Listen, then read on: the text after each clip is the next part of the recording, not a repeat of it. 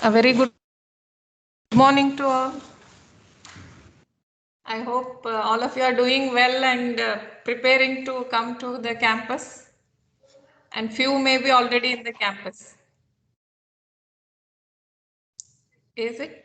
And few of you had a few doubts whether it will be started or not. I hope it's clear by now that you have to be in the campus by 20th.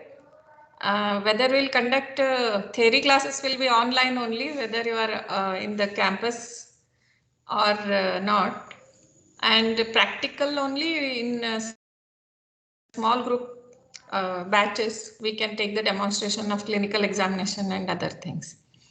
Otherwise theory will be still online till at least this month end. Hopefully by July we will see the situation and we are going to modify accordingly, right? Anybody is having still any doubts regarding coming to the campus or about classes?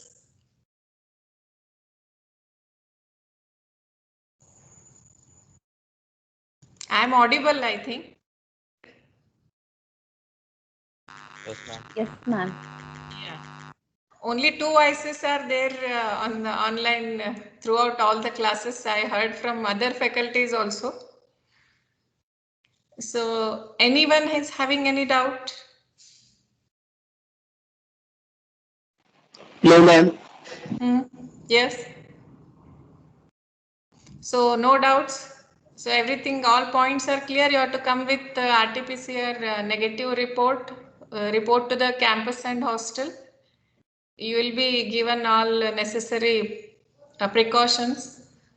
After observing the precautions, we will start online only theory classes. Only practical in small group will be that too which are demonstrable will be offline. Clear? Okay, so from Monday, let us hope to see in batches in small groups in the practical time. Let us begin today with another part of GIT which I was continuing. We completed up to large intestine, small intestine, its secretion, components, regulation, and what are the clinical aspects. And Dr. Gohar has completed about the movements of gastrointestinal tract.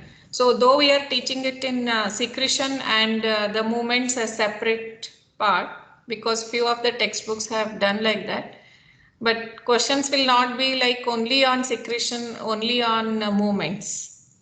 So you need to combine both if asked and right. Okay. Like suppose in the intestine, it's very important to know, especially in small intestine, secretion is very important and movements also, because that's the longest part in the body and it plays a last, means the role where almost all the nutrients are reabsorbed whichever required, and large intestine doesn't play much role in the nutrient reabsorption. Of course it plays an important role in water and electrolyte absorption and maintaining our ECF, extracellular fluid balance, acid base balance, intern like that and so on. But the movements of large intestine are also very important, right? Because can anyone answer why the movements of large intestine are important? Answer is not so difficult, I feel, so you will be able to answer it.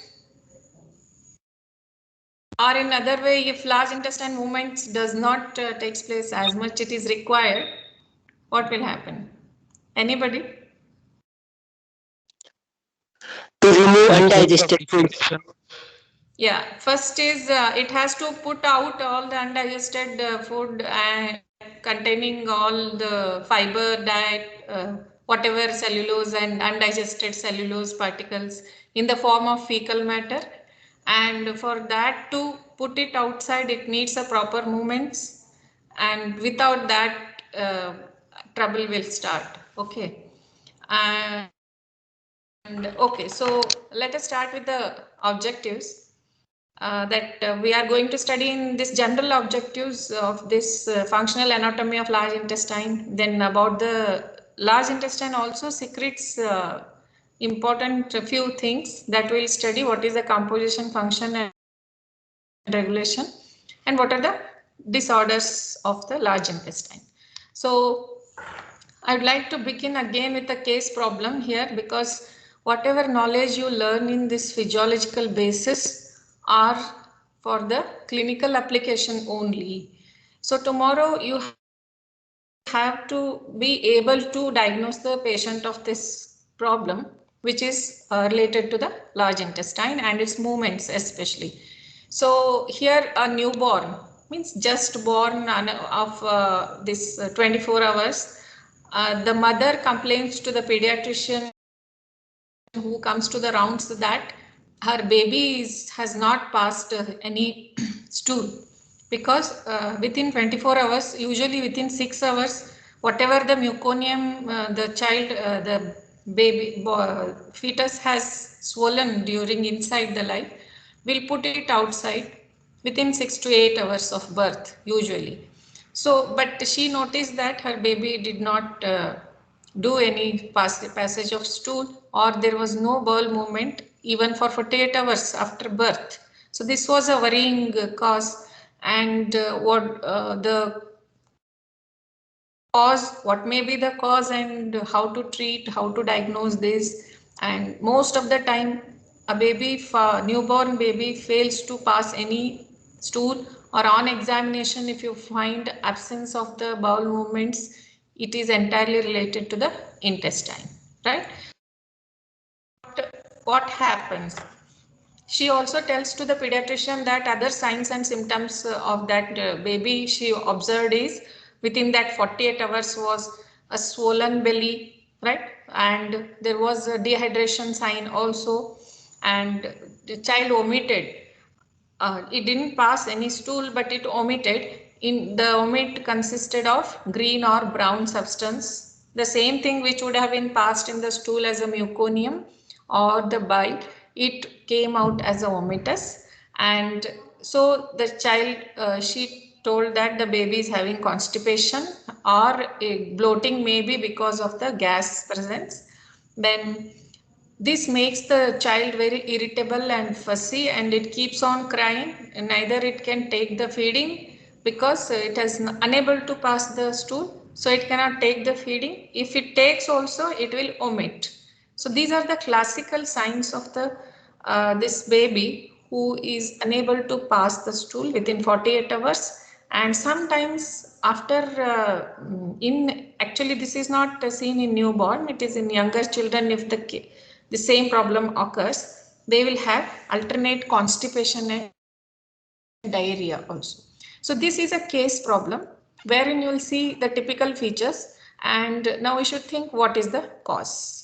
So the cause here, the diagnosed was the Hirschsprung's disease. Hirschsprung's disease. You please note down the spelling of this. Okay. This is usually diagnosed because it is always seen in case of infancy or newborn child only, and sometimes rarely you can see this in a younger children also, like 1 year or 2 year. So here the classical sign will be newborn does not have its first bowel movement within 48 hours. This is a rule that within 24 hours usually all the newborn will pass. If they fail to pass even 48 hours and beyond, it's a disease. It's not physiology, it becomes pathology, right? So the omitting may be present instead of this. So now we'll see what is Hirschsprung's disease. So I'm telling first the applied aspect of the large intestine. This is the applied aspect of large intestine. So Hirschsprung's disease is actually a rare, means it's not so commonly seen in the newborns, but it will occur 1 in 25,000 or 1 in 5,000, like that. It's a rare congenital disorder wherein there will be obstruction or blockage of the intestine. Now, what is the cause for blockage of the intestine? Here is absence of ganglion cells, right? Neuroganglion cells will be absent, and this is going to prevent the normal bowel movements, right? And so the doctors refers to this condition with means Hirschsprung's disease is also having multiple names. So with any of the name we can ask in Viva or as a short answer question. So congenital megacolon or megarectum. This is the most commonly alternate name used for Hirschsprung's disease, megacolon. The word is self-explanatory here. Mega means increase in the size of the colon occurs and it is congenital. By birth it is, or because it is seen in only the later part of the large intestine like rectum. So it is also called as megarectum, but commonly megacolon or Hirschsprung's disease, right? So its also other name is aganglionic megacolon. I told you the cause here is absence of the ganglion in the mesenteric and Meissner's plexus. Most of the time it's mesenteric plexus, there is absence of the ganglionic development. So because of the absence, there won't be any generation of peristaltic movements. So the no movement occur in the rectum. So it's also called as Hirschsprung's Galantan infantilism, because these are the different names that are in practice in different parts of the world, right?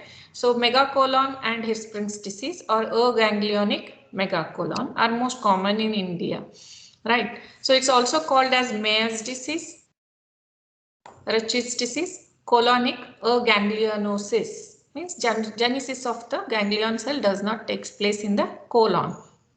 So the main cause I told you here, they don't have nerve cell or ganglia in their intestine. And what is the normal function of these nerve cells? These nerve cells are responsible for the peristalsis, that is relaxation of the part of the intestine which is not having any food material, whereas contraction of the part of the bowel where it is carrying the this fecal matter, we can tell, because here the synthesis of fecal matter occurs. Okay, so the absence of ganglion is we can tell it's 100% it's a genetic problem. That's why it's congenital. And here, because of this absence, what happens? The colon remains contracted. Means it will never have any relaxation from birth. It remains in a contracted state, and whatever amount, part of the fecal matter or the food that is remaining in the part of that rectum cannot move forward, right? So it stays there. So bowel contents go on building up in that part and ultimately it causes blockage. Okay, so that's why the newborn child is unable to pass the fecal matter. So this condition affects most of the time the later half of 1 to 2 feet, that is rectal part. That's why it is called as, means that's why the fecal matter goes on accumulating. So another important point you should remember here is it is seen in case of the Down syndrome. Many times Down syndrome child will have this Hirschsprung's disease, and of course in the males it is predominantly seen rather than female child. So boys with means if you get any child with this history, then you should ask whether there is any history of Down syndrome in the family. Okay, that's what boys with Down syndrome will have family history, and where the diseases are at its highest risk. So you have to rule out one of the Down syndrome cause in this patient.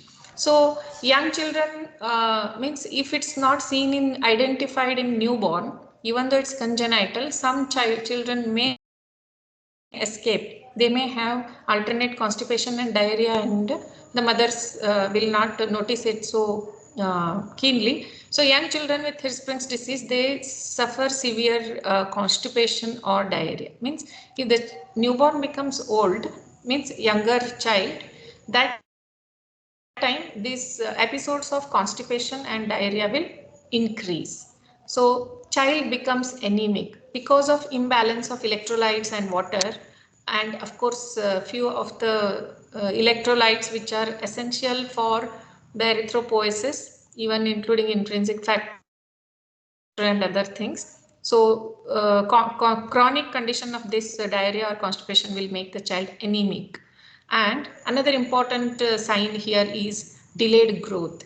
The child which is having a ganglionic megacolon will have the delayed growth, and if you were able to detect it.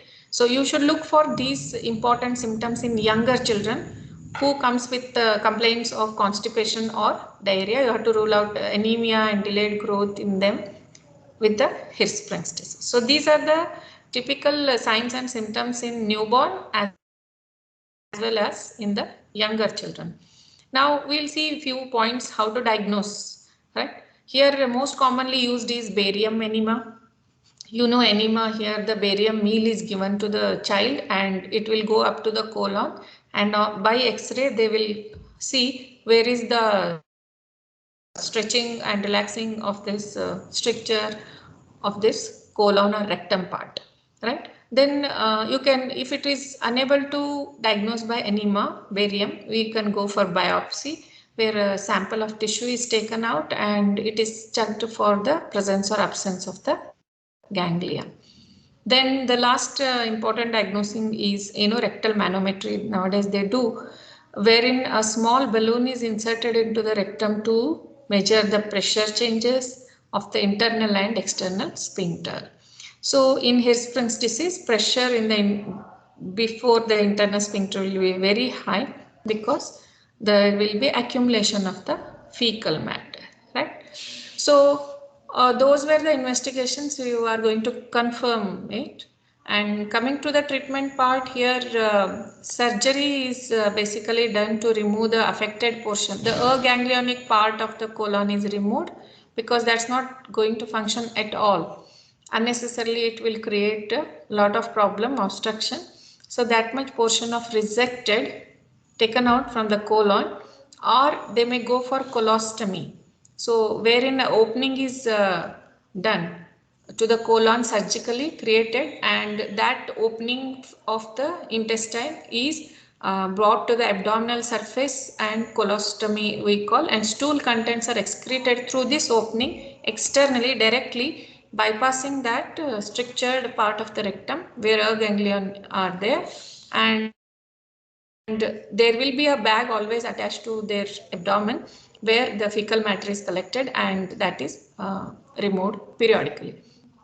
Or the last part, if these two doesn't help the patient much, then in few cases you can go for intestinal transplantation of that part, removing, and it may be one of the option, but not commonly done. Okay, so that was about the Hirschsprung's disease, megacolon, what's also called as megacolon, aganglionic megacolon.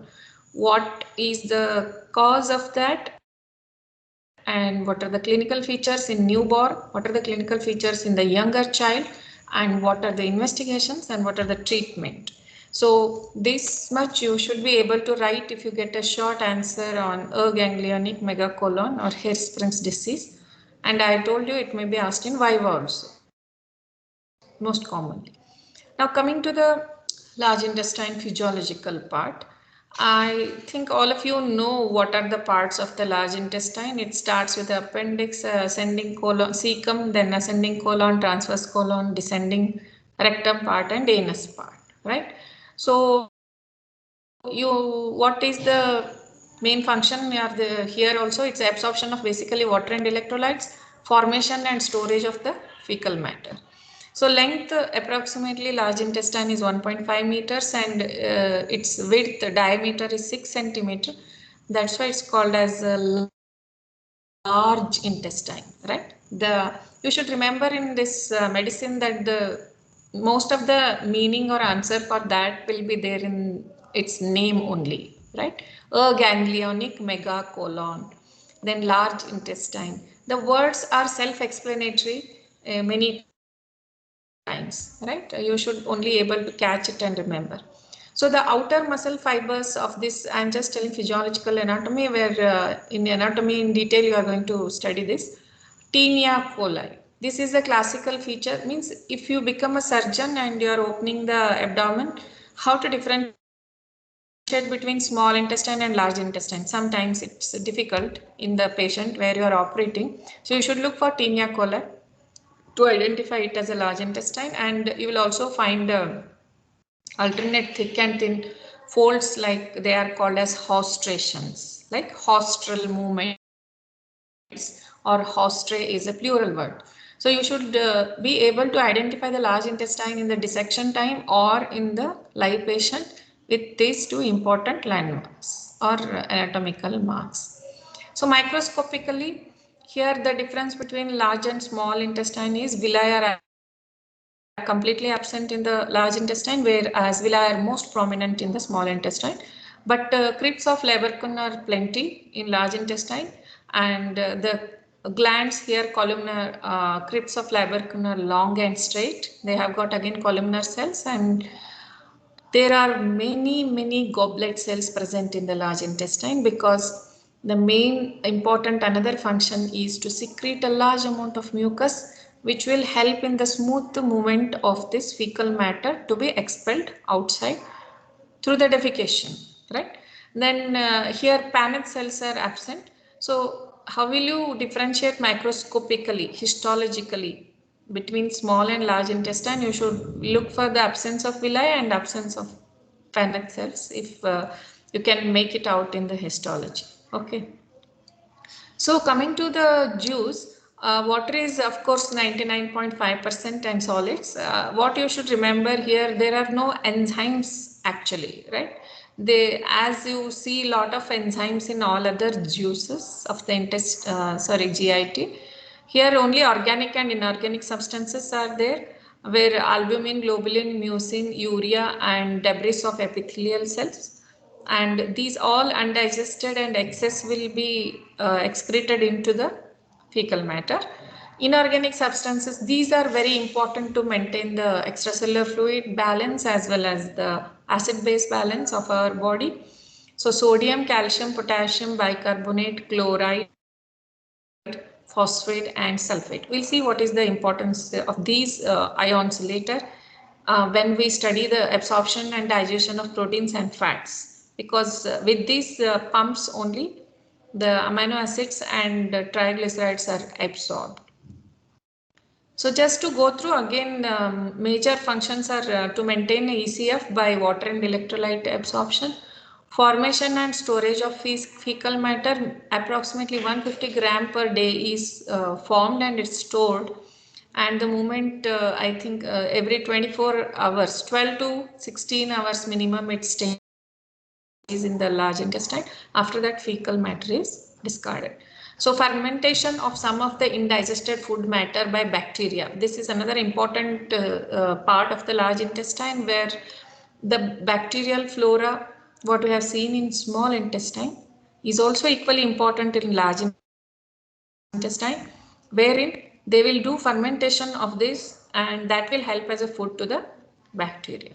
Another important function is ileocecal valve, controls the entry of the material from small intestine into the large intestine. So this regulation of how much amount of that chyme has to enter into the cecum is also regulated through ileocecal valve. There has to be regulation. Not all the amount immediately enters the large intestine, so that the complete absorption of water and electrolytes can occur. Reabsorption of water and minerals and electrolytes in this glucose, the whatever remaining amount of glucose, amino acids and B complex vitamins are entering into the large intestine, they are again reabsorbed. And mucus secretion is through the goblet cell for the smooth passage. Then large intestine harbors almost 500 species of bacteria, which are very essential for our normal gut mechanism. So any abnormality in this is going to cause infection or inflammation of the intestine, called as ulcerative colitis, irritable bowel syndrome. We have seen in last small intestine class also. Then another important part, these bacteria are going to help in the synthesis of vitamin B complex as well as vitamin K. So this contribution is also important. Okay, so these flora, bacterial flora will help in synthesizing B complex and vitamin K, which are again reabsorbed, enter through the portal vein and reach the liver. And you know what is the role of vitamin K in synthesis of coagulation factors, and B complex, what is the role? So if there is any derangement or destruction of these bacterial flora, these two vitamin synthesis are affected and the person needs external supplementation, right? Otherwise, we don't take any supplementation of B12 or K, vitamin K in a normal healthy person, right?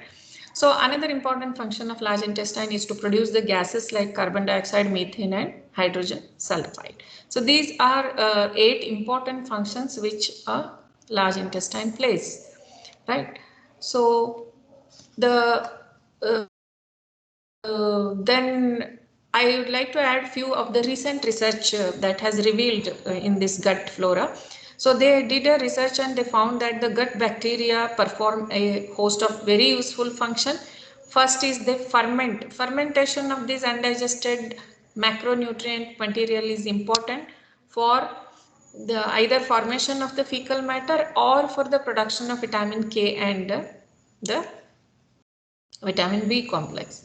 So they call it as a bacterial organ. These 500 types of species are present in the large intestine and that is called as bacterial organ. And along with the help of this enteric nervous system, which is present in the mucosa and submucosal layer, it is also called as second brain. The enteric nervous system in the GIT is called as second brain because these ganglion cells are responsible for interacting with the immune system along with the bacterial flora. They are going to modify the immune system, and I am sure that in COVID-19 also this immune system of the gut flora is very important. Otherwise, many people are suffering from diarrhea or even children because of COVID. They will not have any other symptoms, but they will have only the diarrhea. That means these bacterial organs are affected in this infection and that is going to alter the immune system in turn. Then this bacterial organ will help in the synthesis of these two hormones I have told you, and they also stimulate the release of hormones involved in storage of fat. You mean the fat is stored in the liver and other parts especially. So these hormones, which are enzymes responsible for that, are also released. These two are the newer things where this bacterial organ along with the second brain they release few of the hormones that are going to influence the mood of the person. This has been proved now. It's got a connection with our hypothalamus and limbic system, wherein the mood is affected and our feeling of well-being is definitely related with this bacterial organ of the large intestine through this ganglion cells. So they have now taken out this neurogastroenterology. This is a new branch has come up wherein they are going to relate the connection between this neuro and gastroenterology. So this new field is helping us to know how the second brain is going to influence the body's immune response. They have found out that there is a very strong relationship between the second brain and our immune system, and they are trying to figure it out what are all the normal pathways and abnormal pathways. So ultimately this will lead to a greater understanding how this inflammatory bowel disease, because till today the exact cause of irritable bowel syndrome or inflammatory bowel disease, Crohn's disease, is not yet known. So there is no definitive treatment till today for these inflammatory disorders of the bowel. So if we understand the relationship between this, then definitely there be a drug that will prevent this development of inflammation. Okay, that's the recent study going on in the large intestine, because we think that large intestine is not so important compared to other parts of the GIT. It is not going to play any important role except fecal defecation. That is not so. It is going to play other important roles like this. Okay. So I hope you have realized now the importance of large intestine. And now we move to it's again a diagram showing the same.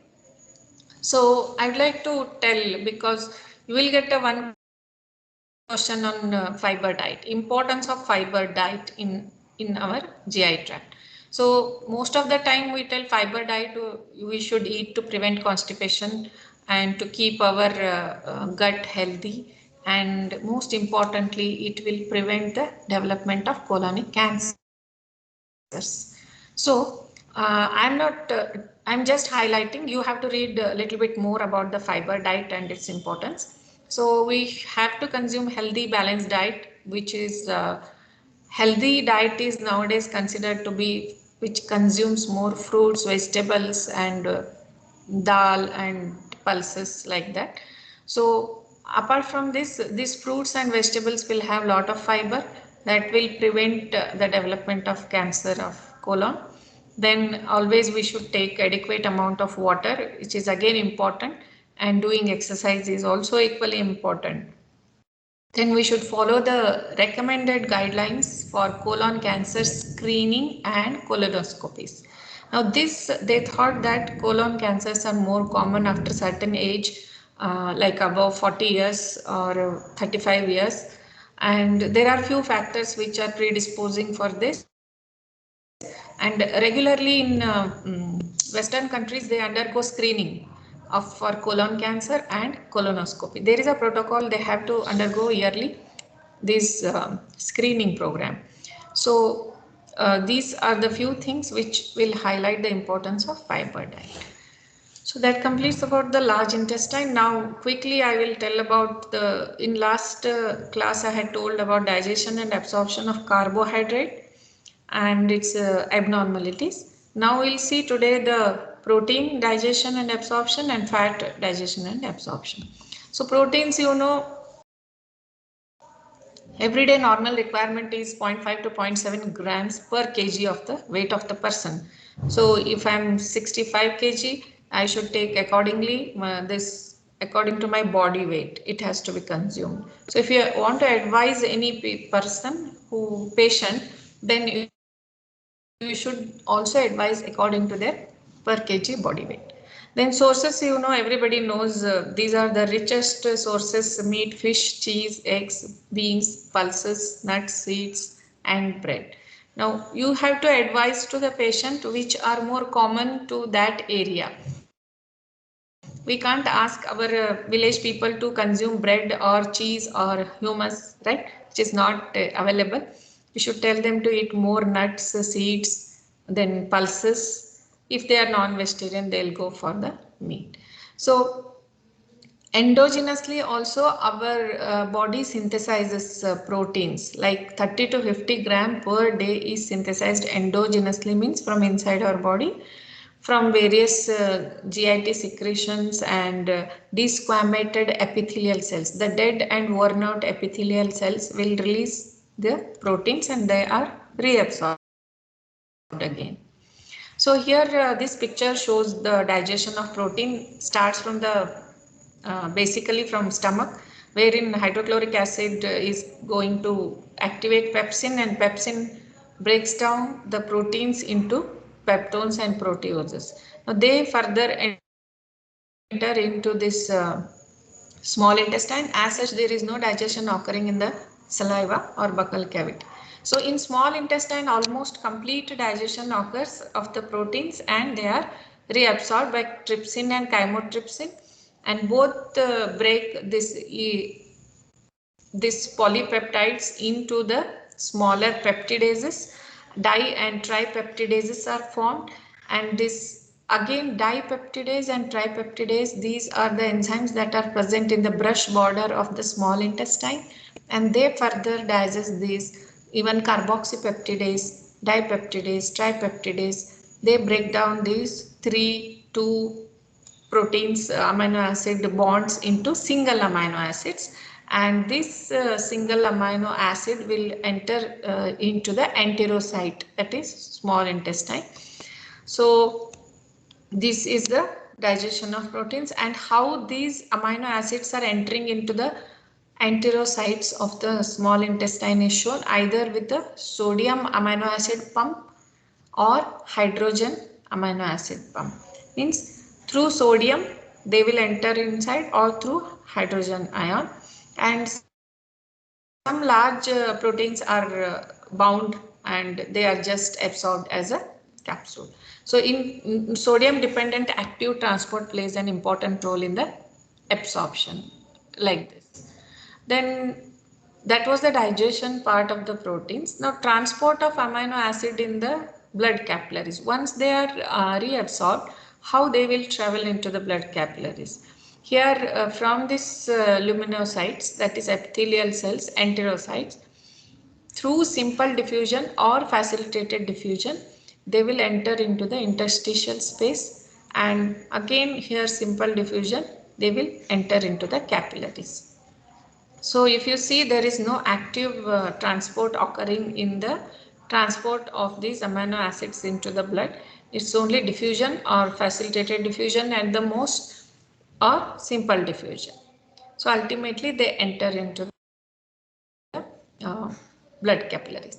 So coming to the abnormality of protein digestion and absorption, the two most abnormalities are basically either there will be inadequate absorption of proteins, whatever we are taking, or there will be malabsorption of few of the selected amino acids. So one best example, I think you must have studied in biochemistry, is Hartnup disease, wherein again it's a congenital disorder where there is a defect in the neutral amino acids. Only select neutral amino acids are not absorbed into the small intestine and liver, and that's why this disease is only concerned with the absence of neutral amino acids in the body, and most of the time it's congenital. I'm not going into the details of clinical features and treatment. I'm just naming the abnormalities of malabsorption of amino acids. So another disorder is cystinuria. Both of this you will study in biochemistry. So cystinuria is again a congenital disorder where basic amino acid transport in the intestine and renal tubules is affected. So congenital disorder will prevent the absorption of all basic amino acids. So ultimately cystinuria means urine, if you examine the urine of this patient, you will find the cystine in the, there are certain investigations biochemically where you can find out the presence of cystine. So Hartnup disease and cystinuria are the two important disorders. You will see congenitally both of them, which are concerned with the specific amino acid reabsorption. So these are the abnormalities of absorption of proteins. Now coming to the digestion of nucleic acid and nucleoproteins, what happens and how they are absorbed. So basically the digestion of nucleoproteins occurs if you remember, from pancreatic juice, and which combines with the duodenum. It enters pancreatic juice through the main duct and the small intestine juice also. So free nucleic acid like RNA and DNA are digested by pancreatic enzymes like ribonuclease and deoxyribonuclease. As the name itself tells, ribonuclease acts on RNA, deoxyribonuclease on DNA. Then these nucleic acids will be converted into nucleotides, and these nucleotides will be further converted into nucleosides. These are the smaller and smaller parts. Then in the brush border of the small intestine, you will find the enzymes like nuclease, nucleotidase and nucleosidase, which act on these broken parts of this, and ultimately purines and pyrimidines are formed and they are getting reabsorbed back into the portal. So coming to the digestion and absorption of fats. Now we know that dietary fats daily intake is again 25 to 160 grams per day for a person, adult. So usually we consume different forms of these fats like triglyceride, cholesterol, then phospholipids, steroids are the associated, where our compound fats are phospholipids, simple are triglyceride and cholesterol. So the digestion of the fat starts from the saliva, buccal cavity, that is lingual lipase, and then is the gastric lipase. These two enzymes almost digest 30% of fat what we consume, right? So rest 70% occurs through the bile and the pancreatic juice. So they digest short and medium chain fatty acids only, right? So 30% by these two enzymes, only short and medium sized fatty acids. Whereas pancreatic lipase and phospholipase and cholesterol lipase, these together, important pancreatic enzymes, they digest triglycerides and cholesterol esters. We have seen that last time. So the digestion of fats basically occurs in the small intestine. And what is the mechanism in small intestine? How the final products of fats are absorbed in the small intestine is by three important steps. Now we studied this detail in the liver and bile also, but just I will highlight here: emulsification, hydrolysis, and micelle formation, right? So emulsification occurs by bile salts, hydrolysis of fat droplets by pancreatic and lipolytic enzymes. Acceleration means micelle formation will enhance the absorption of fats. So this diagram you will see what happens to this. The bile salts formed from the liver and gallbladder, they coat the fat droplets. Then large fat droplets from the stomach which enter, they are emulsified, and pancreatic lipase and co-lipase, they also break down the fats into monoglycerides and fatty acids stored in the micelles, and this micelle formation will enhance the absorption. So monoglycerides and fatty acids move out of the micelle. They enter through the diffusion here into the enterocyte, whereas cholesterol is transported again into the enterocyte, and they absorbed fats of these two. They combine with cholesterol and proteins in the intestinal cell to form chylomicrons.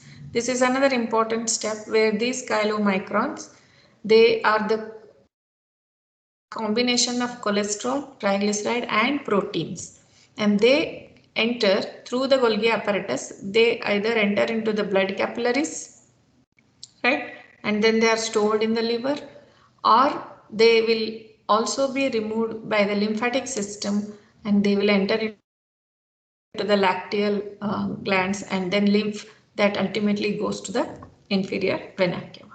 So this is the picture which shows, and here from when the micelle form enters into the lumen and it is getting changed into chylomicrons, bile salts are again recycled and entering back into the bile salt pool. So this is the digestion of the fat. So emulsification means again, if you do breaking of larger drops of the fat into the small droplets, and it acts in the basically in pancreas. In the figure you can see the bile salts are taking part in emulsification, and along with phospholipid they coat this fat molecule and this becomes emulsion droplet, right?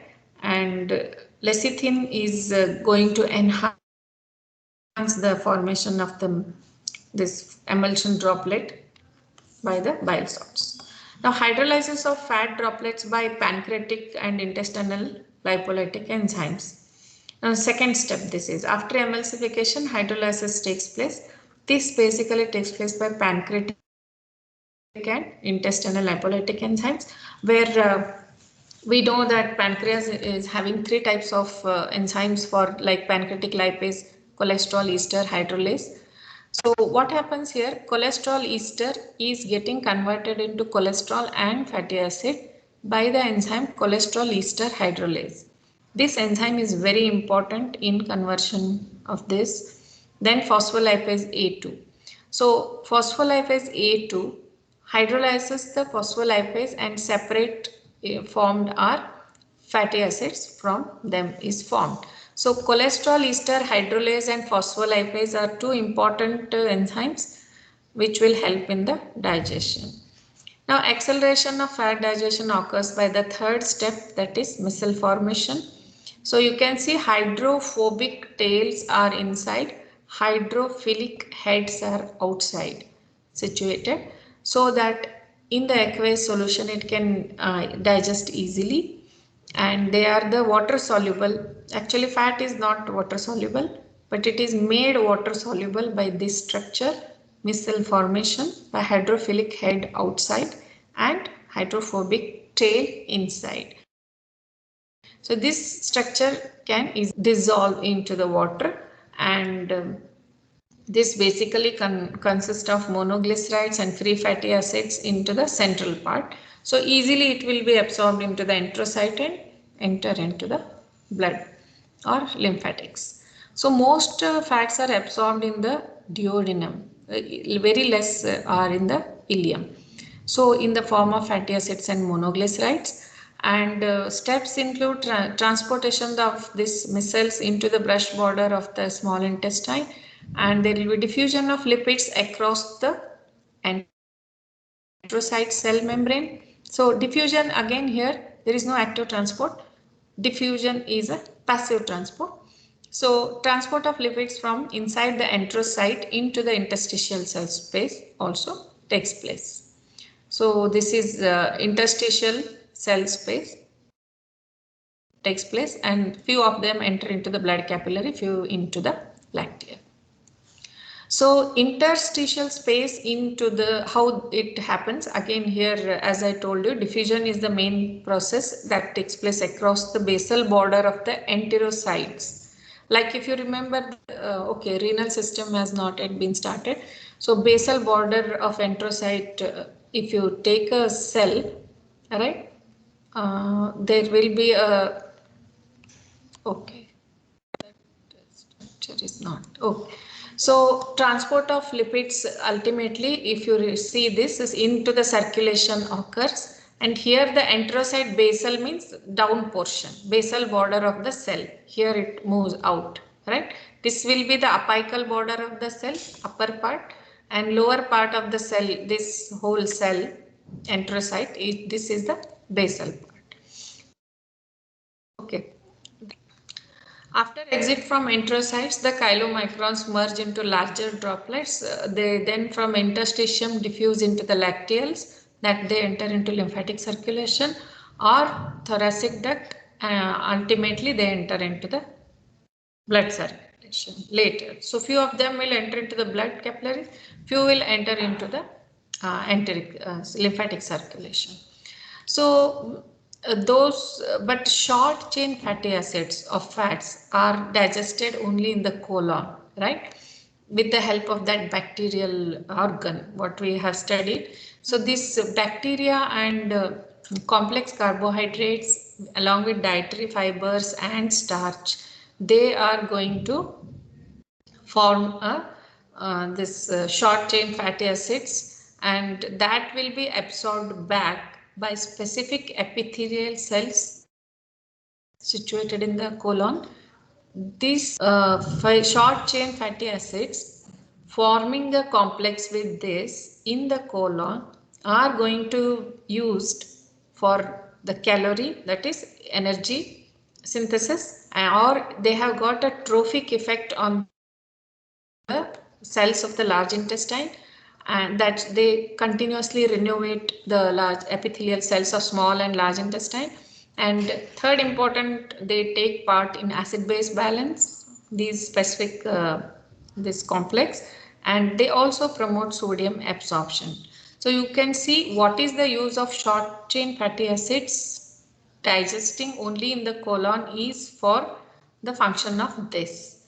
So these is the breaking pathways which are now studied, how these may affect the immune system of our body, even mood elevation and well-being sensation. So these are the important braking pathways. So that was about the digestion of fat and absorption. Now the absorption of water here, water balance in GIT, we know that we consume almost 9 to 10 liters of water is present in our GIT every day. Out of this, 7 to 8 liters is produced from our digestion GIT tract alone. Whereas only 1 to 2 liters of fluid we consume normally, right, externally. So 7 liters they come from secretions like salivary secretion, gastric secretion, juices, biliary secretion, pancreatic and intestinal secretion. They contribute for 7 to 8 liters. So ultimately, out of the total 8 liters or 8.8 liters, 98% of this is reabsorbed. And here the reabsorption basically takes place 60% in jejunum, 20 to 25% in ileum, 10 to 15% in colon. Whatever remaining amount is there, that will be absorbed in the colon. So what is the mechanism of absorption of this 98% of water we having in the GIT is passively. Most of the time diffusion of water takes place passively in all the enterocytes or cells. If you see HCl secretion mechanism, in bicarbonate secretion mechanism, water is just passively moving into the cell because of concentration gradient of other ions. So to maintain the isoosmolality of the cell, the following osmotic gradation has developed. See, suppose if more amount of chloride is there inside the cell, or more amount of sodium is there, potassium is there. To make it isoosmotic, water will move passively into the cell. So this is the main mechanism of absorption of 98, almost 8 liters. In that 98% is reabsorbed. It's a huge task actually. So in duodenum, along with chyme, that 60% of water is getting reabsorbed. In jejunum and ileum, that 30 to 40% of water is basically because of this movement of sodium and chloride ions, it is reabsorbed. So if you can see here, here basically facilitated diffusion and secondary active transport mechanisms are occurring. See, this is just a simple diffusion. Water is just entering into from the lumen into the enterocytes, and here the sodium ion which is getting excess will be isoosmotically balanced. So here again, if you see, the sodium is getting deposited more, which will diffuse into the interstitial part of the cell. So if gradation of sodium is more here, water will diffuse passively. So this is how basically the water is, of course, whenever it's entering inside, it will again move, it will be keep on circulating interstitial cells, interstitium, then again into the cell, and from the lumen into the cell, like that. So what are the mechanisms? Basically, if you see, the out of 99% or 98% of reabsorption, maximum reabsorption occurs in small intestine, duodenum, jejunum and ileum. So these are all the mechanisms as we have seen in this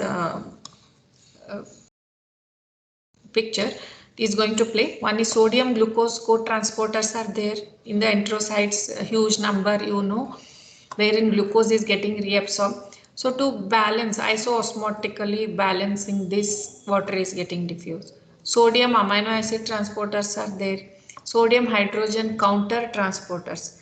These three transport mechanisms makes a maximum amount of water to be getting reabsorbed.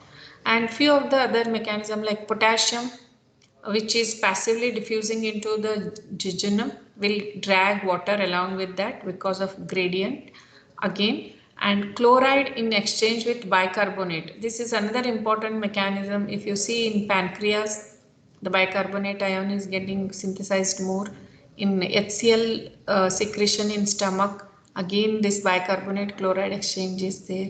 So all this transport mechanism will help in absorption of 98% of water in the GIT tract and passively.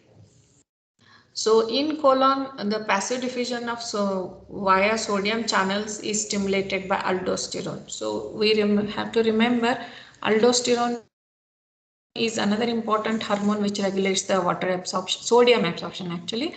And this aldosterone plays an important role in the large intestine or colon in absorption of water.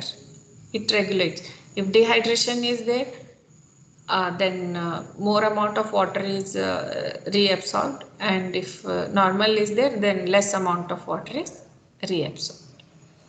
So after absorption of water, a few points about the vitamin absorption. As such, water soluble vitamins will not have any problem in the absorption in GIT because easily along with water they are reabsorbed.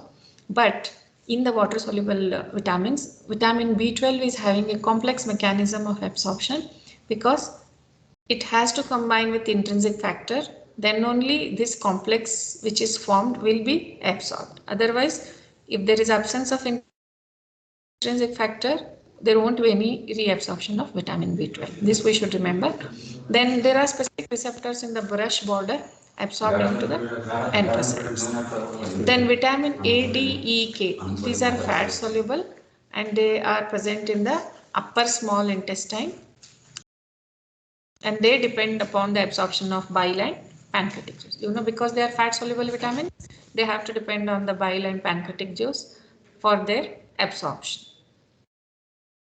So coming to the last part of this class, the few questions which you will be getting in the as a short note or short answers or viva questions.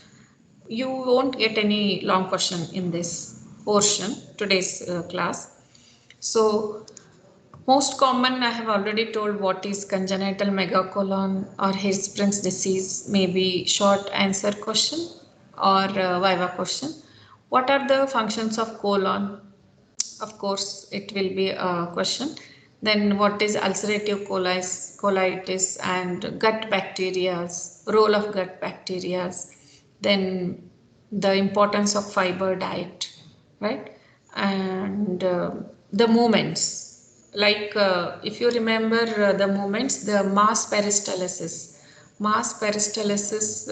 where it starts from small intestine as well as large intestine, which is responsible for the diarrhea, right? And you should remember a few of the haustral movements of large intestine and this portion, secretion and its function. So otherwise you won't get any major question in this. But of course, when you start practicing as a doctor, these few small points are very important in treatment and diagnosing the diseases of GIT, right? So any questions? I hope all were alert and listening.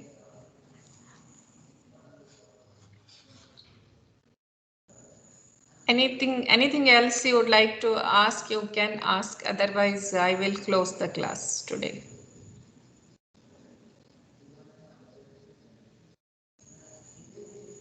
Hope you are all reading and revising the portion which we are covering, because once it's offline, we are thinking of keeping by July second week or third week part completion test on respiratory system. So GIT is still going on. So first we'll finish off respiratory system, which is over, will be over in this week. And we will divide the respiratory system into two parts, and like that, part completion of the first part of respiratory system and second part. We want to take it written exam offline, as you all are coming to the campus. So in small groups, we want to conduct offline written exam on respiratory system we'll give 15 days time for the preparation of the test. So I am telling now only, so that you will be prepared for the test, right? So we'll conduct Viva exams also in small batches once you are offline. So all this part completion test and Viva on respiratory system will be offline in small groups. So if no more queries, I will close, or anybody would like to ask anything?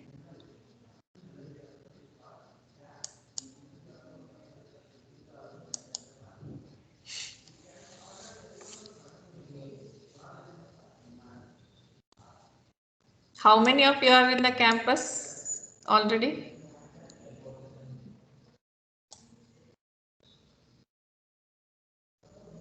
So only 65 students are there. Yes, ma'am, I am here. Okay. Pratmesh. Then at least 10 students or more than that are there.